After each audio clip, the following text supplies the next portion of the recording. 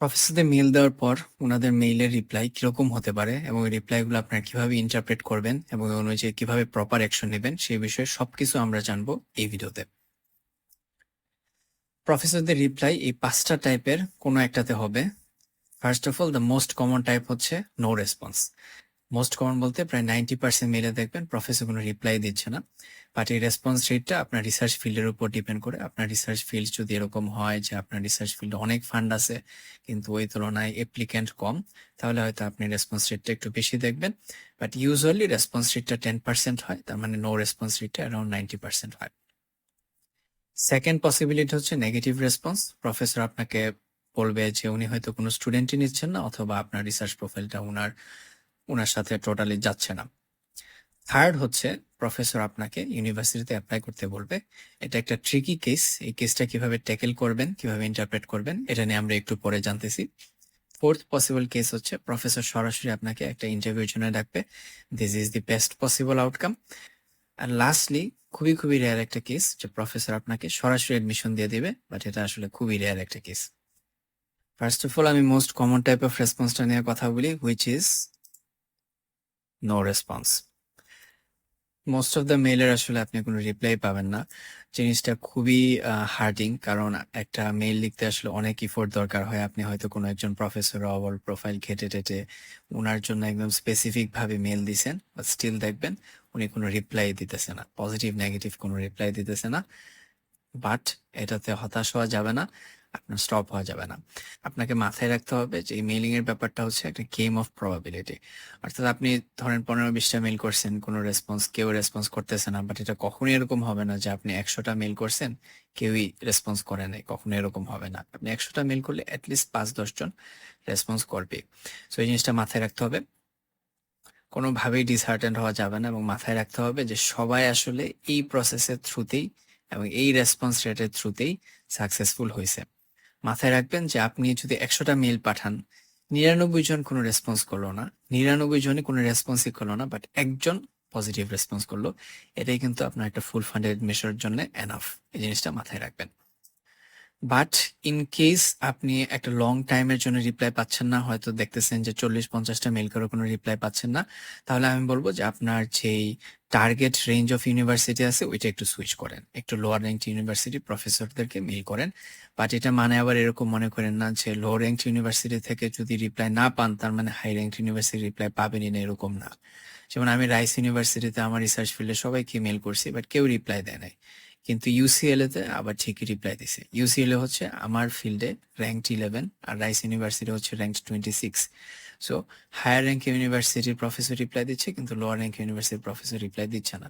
So কখনো এরকম মনে করবেন না যে লোয়ার র্যাঙ্ক ইউনিভার্সিটির প্রফেসর রিপ্লাই না দিলে হায়ার র্যাঙ্ক রিপ্লাই দিতেই পারবে না। ব্যাপারটা আবার এরকম ভাবে মনে করলে হবে না। আমি আপনাদের আমার মেইল ইনবক্সটা দেখাই। আহ, আমার নো রেসপন্স রেটটা কিরকম ছিল সেটা দেখলে হয়তো আপনারা কিছুটা মনোবল পাবেন আপনারা যখন মেইলে রিপ্লাই পাবেন না তখন। এই হচ্ছে আমার মেইল ইনবক্স। সো এটা ছিল আমার ফার্স্ট মেইল, নো রেসপন্স।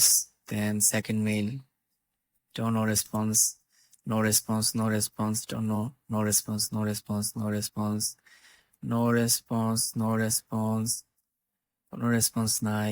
এটা ছিল ফার্স্ট রেসপন্স, বাট খুবই জেনারিক একটা রেসপন্স। উপরের দিকে যায়, নো রেসপন্স। উনি কি কোনো রিপ্লাই দিচ্ছে? হ্যাঁ, উনি এসে একটা রিপ্লাই দিচ্ছে, নেগেটিভ রেসপন্স। উপরের দিকে যায়, no response, no response, no response, no response, no response. আরো মেল দেখি। আহ উনাকে ফলো আপ মেইলও ইভেন দিছি, but no response, no response, no response. ওনাকে দেখি, ফলো আপ মেল দিছি, তাও নো রেসপন্স। সো হোপফুলি আপনারা বুঝতে পারতেছেন যে সবাই আসলে এই জিনিসটার থ্রুতেই যায়। আপনারা যখন রিপ্লাই পাবেন না, জিনিসটাতে হতাশ হবেন না। মাথায় রাখবেন যে all you need is one positive response. এরপর দেখি নেগেটিভ রেসপন্স। এই রেসপন্সগুলো এক হিসেবে ভালো, অ্যাটলিস্ট আপনি এত কষ্ট করে একটা মেল দিয়েছেন, অ্যাটলিস্ট কিছু না কিছু হলেও একটা রিপ্লাই দিচ্ছে। সো যেমন এই যে দেখেন, unfortunately I am not able to support you in my research laboratory, সরাসরি না করে দিছে। অথবা এরকমও হতে পারে যে currently I am not accepting new graduate student into my group, উনি নতুন কোনো স্টুডেন্টই নিচ্ছেন না, সো নিতেই পারবেন না। নেক্সট আসে প্রফেসর আপনাকে ইউনিভার্সিটিতে অ্যাপ্লাই করতে বলবে। এটা হচ্ছে একটা খুবই ট্রিকি কেস। এরকম রিপ্লাই দুইটা জিনিস মিন করতে পারে। কেস 1 হচ্ছে জেনেরিক রিপ্লাই, যে প্রফেসরকে যারা ইমেল করতেছে সবাইকে প্রফেসর এরকম একটা রিপ্লাই দিয়ে দিচ্ছে। আর কেস 2 হচ্ছে জেনুইন রিপ্লাই, যে না, প্রফেসর আসলে আপনার প্রোফাইলটা দেখছেন এবং উনি আপনার প্রোফাইলে ইন্টারেস্টেড এবং উনি আসলে আপনি অ্যাপ্লাই করার পরে আপনার প্রোফাইলটা একটু দেখে ফাইনাল ডিসিশন নেবেন। ফার্স্ট অফ অল কেস 2টা দেখি, জেনুইন রিপ্লাই দেখি একটা।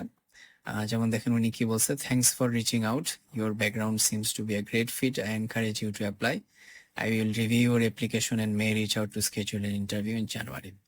আমি কিন্তু পরে UCL তে অ্যাপ্লাই করি এবং উনি কিন্তু আসলেই জানুয়ারিতে আমাকে ইন্টারভিউর জন্য ডাকেন।